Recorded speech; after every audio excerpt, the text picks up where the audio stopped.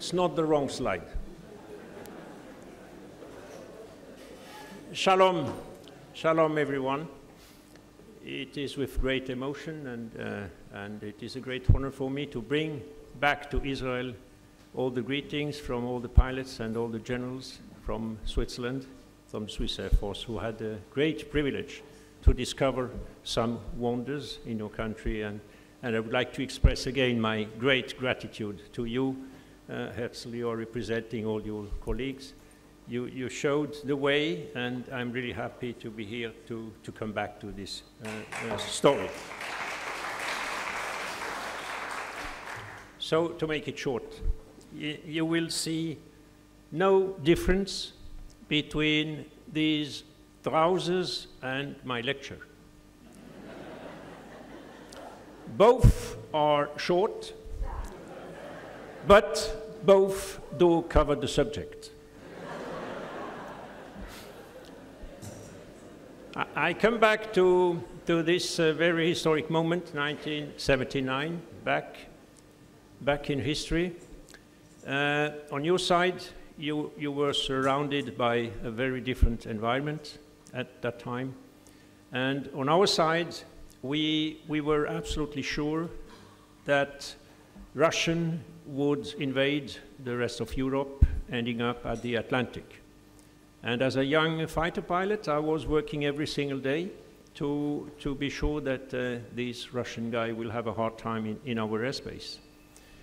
And we discovered on both sides that maybe we could talk together about something so that we can learn from each other. On your side, you had an absolute amazing experience in operating airplanes in hot periods of time. And on our side, we were just getting a new airplane, the Tiger F5 E&F, freshly from USA. And of course, we also imported the knowledge, the way to operate it. And that airplane, at that time, looked like a possible new threat on your side. So we had a fantastic chance to have generals on both sides who had a bit more courage than other politicians. On your side, you can see David Ivry. He was Chief of Air Force at that time. Nowadays, he's President of Boeing Israel and Vice President of Boeing International.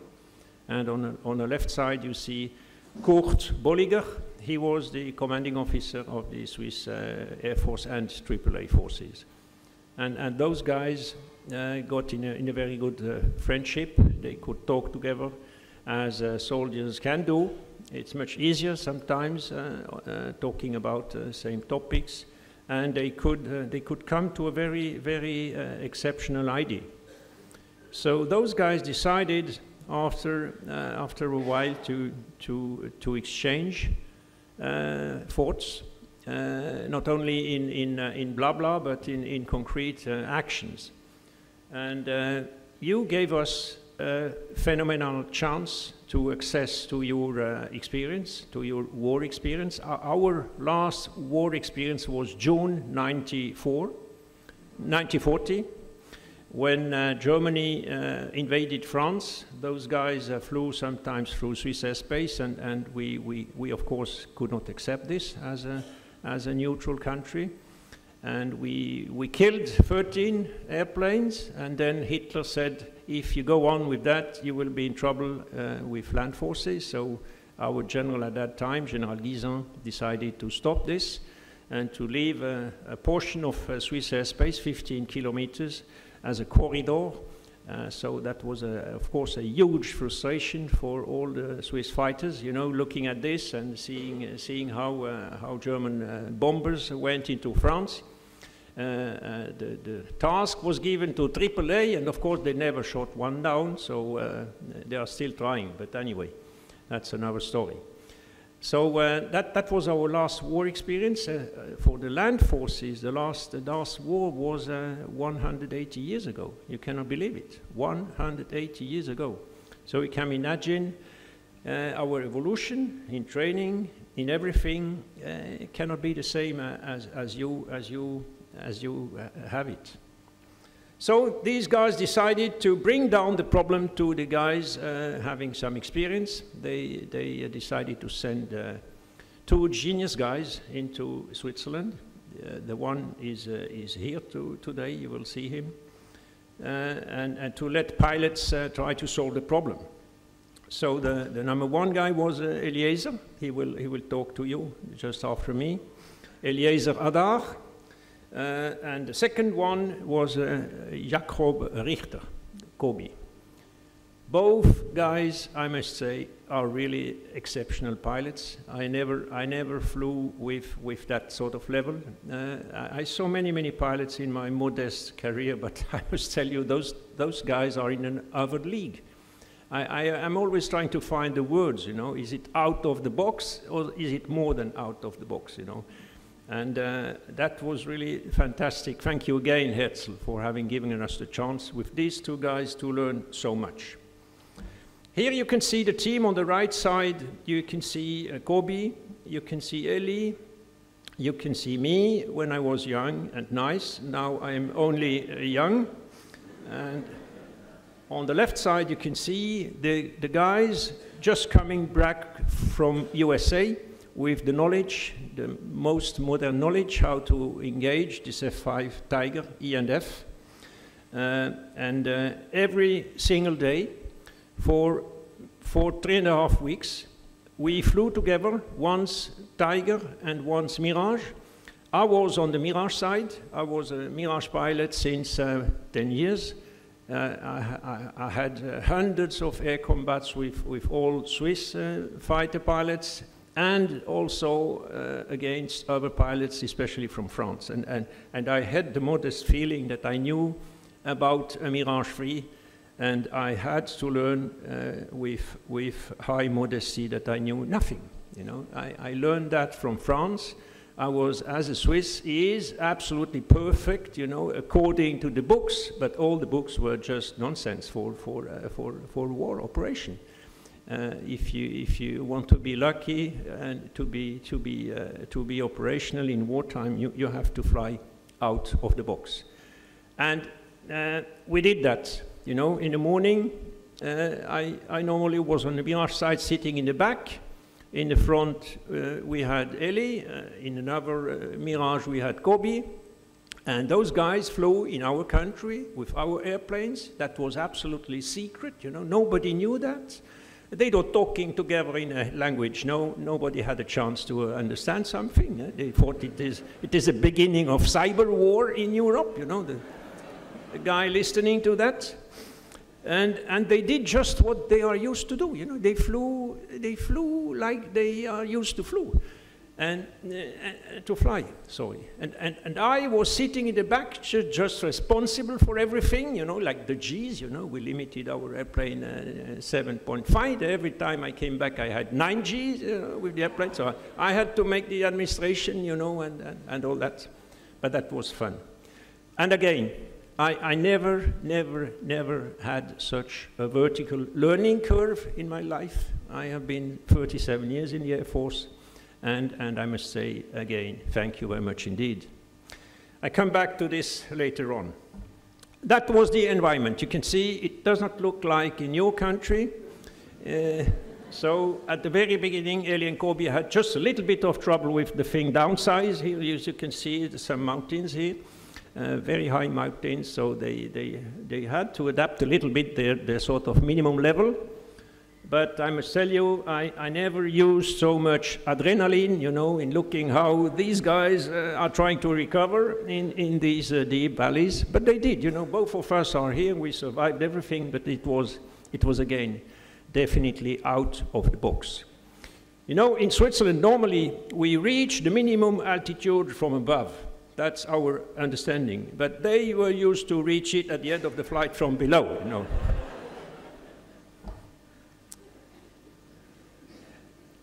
Eli will tell you the story from his point of view. You know, he was flying. I was just observing and learning. But I must tell you, for a Swiss man, it looked very strange. And it was definitely out of everything I learned with Dassault books and with all the knowledge imported from France. Kobe, especially Kobe, was the real scientific guy, you know. After every flight, he just laid down that sort of chart and telling us exactly where we were in this flight envelope, with which maneuver was there, which maneuver is there, and he could compare and construct a very clear image, and that was his interest, you know, to find out what can be done with the Tiger. We were always flying with Mirage against 2 Tigers, or the opposite. So having the one guy sitting on the Mirage side and the other on the F5 guy, you could construct this, but not blah blah and not just charts, but flown and flown and flown again. And that was amazing to me, you know, how a genius brain can just sit down in a debriefing and show you clearly where you were in which moment of the flight, you know. In our education, that was not possible. Nowadays, we still fly with this airplane, but you can see we learned a lot. We changed nearly everything in our Air Force. We changed the doctrine first, of course. We changed all the manuals, you know, going down to tactics, to all maneuvers, to the training, and ending up in changing the airplane. You can see we have a canard. We could copy this out of UC-70, I think, at that time. Or C2, Kvir C2, was it? Yeah. Kvir C2, and we took 70% of the surface of your canard, and we of course changed the way of flying with this airplane. In our country, it was a typical interceptor. You know, we were flying like crazy, Mach 2, and ending up at 23 kilometers and fighting against these Russian guys flying on top at 25 kilometers, you know, and the rest was done by the missile, by the American Falcon 26 missile. That was the business, you know, and not dogfight. So it was a new way of life to do dogfight with an interceptor, and we had to learn this. When the guys came back from America with the F5, you know, we had no chance. They killed us in every single combat. We could not do dogfight, and that changed immediately when Eli and Kobe told us how to kill the F5s. So the Tiger became something else. The Tiger became not a possible threat, but a target, you know. And so we had a new chance. This Mirage, by the way, is still flying. We are doing passenger flights. It's part of my museum at the airbase in Payerne, and we do 45 flights every single year with civilian ladies and gentlemen who can pay this. Sorry for the French, but I know you know so much things that you even understand French. On the right side, you see you. On the top, the black line is the operational readiness, you know. If you are there, you're ready to fight. And what I remember talking to those both guys, that you daily fly very close to this line, because you know that in the first, let's say, 2 or 3 days of operation, you must be successful. You must immediately, in the first move, demonstrate the situation. And if you miss that, it will be a never-ending war, you know, and you will end up in a pat situation which doesn't make sense. And on the left side, in the lower part, you see us before 1979. You know, we were training. Our generals and our politicians, our ministers of defense, they told us, you can fly, but please, no accident, no bad things, no low flying, no this and this and this. You know? And of course, as a Swiss, you're disciplined and you listen to ministers, you know, because you can. In peacetime, you can listen to this nonsense, but in operational days, you really have to change this in the true stories. So my aim was to have a look on the right side, you know, to look for a benchmark, which was not another squadron or just another French guy, you know, but to look to somebody who knows the true story. So via this detour through your thing, we moved up and up and up and reached, by far not the level you have reached, but I mean, we really changed the way of doing things. And we started a very difficult process, you know. You know, the lessons learned process. You can see what I wanted on the top left, and you can see the ways how it was understood, you know. Typically Switzerland. If you have 2 pilots, you get 3 opportunities. If you get 3 lawyers, you get 3 ways, you know. It's always the same. So that's the way. And I think we are still discussing that, you know. After 38 years, we are not out of the process. I got this book from my friend Eli. I'm still trying to understand Hebrew after 38 years. It's very hard to learn. I'm sure in this book there are some more lessons to learn, but I will never manage it. But again, a fantastic, huge progress. And last year, I had a chance to come back to this event, thanks to the man who flies with birds. You have heard about Yossi.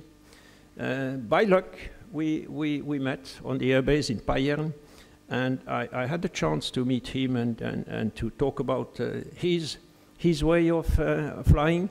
And I compared this with my metallic birds, and I thought we have many things, many thoughts to go together.